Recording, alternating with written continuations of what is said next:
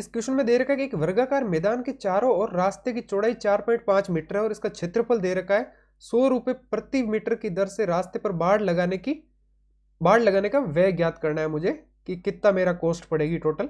अगर मैं चारों साइड स्क्वायर के चारों साइड इस टाइप से, एक मान लो आप स्क्वायर है,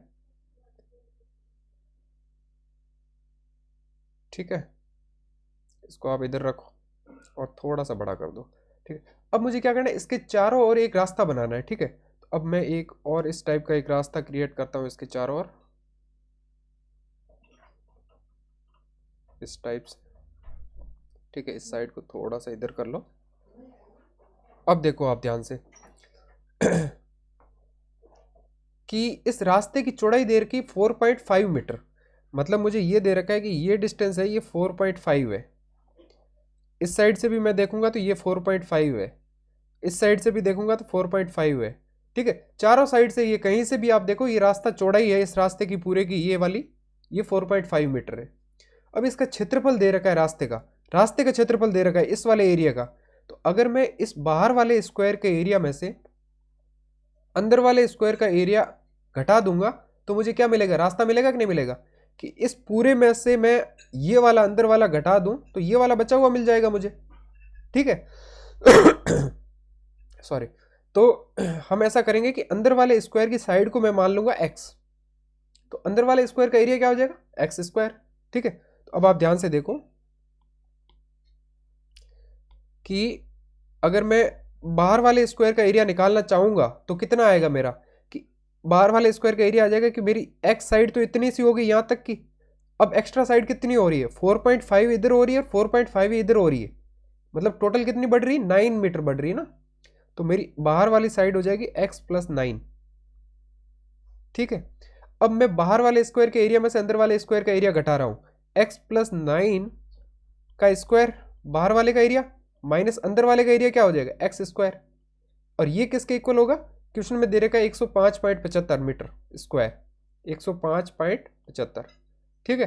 अब यहाँ पे आप स्क्वायर को ओपन करो, स्क्वायर को ओपन करोगे तो यहाँ पे पहला स्क्वायर का ओपन करेगा तो आएगा एक्स स्क्वायर प्लस 81 9 का स्क्वायर प्लस 2√2ab होता है ना, तो यहाँ पे हो जाएगा 18x minus X square equal to आ जाएगा 105.75, ठीक है। यहाँ पे एक्स स्क्वायर से एक्स स्क्वायर कैंसिल आउट हो जाएगा हमारा, तो बचा क्या हमारा 81 + 18x, तो 18x को तो मैं इसी साइड रखूंगा और 81 है उसको मैं राइट हैंड साइड लेके जाऊंगा, तो 105 में से क्या घटा देंगे इसको, 105.75 माइनस 81। अब यहाँ पे देखो आप क्लियरली 19 और 5.75, ठीक है। तो 19 हम 19 आगे बढ़ेंगे 100 तक पहुंचे, फिर कितना आगे बढ़ना है 5.75 आगे बढ़ना है, तो 19 और 5.75 कितना हुआ 24.75, ठीक है। तो ये मेरा हो गया 24.75, ये किसके इक्वल हो गया 18x के इक्वल हो गया।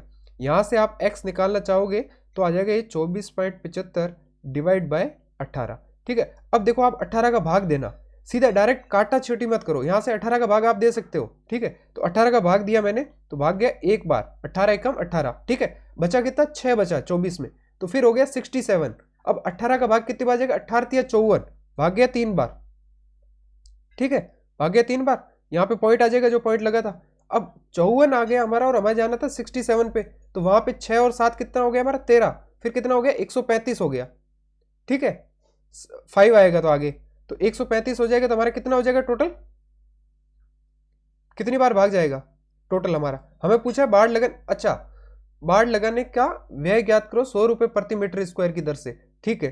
तो अभी देखो यहाँ पे आपको डिवाइड भी नहीं करना है, पहली चीज तो आप सीधा यहां से कैलकुलेशन करो, इसको हटा दो, इतनी सी चीज को आप हटा दो, ठीक है।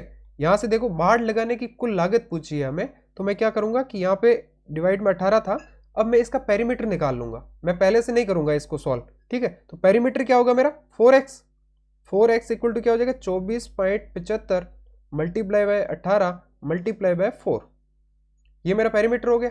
अब मुझे 100 रुपए प्रति मीटर स्क्वायर का खर्चा आ रहा है 1 मीटर का, तो इतने मीटर का क्या आएगा, इसको 100 से मल्टीप्लाई कर दो, ठीक है।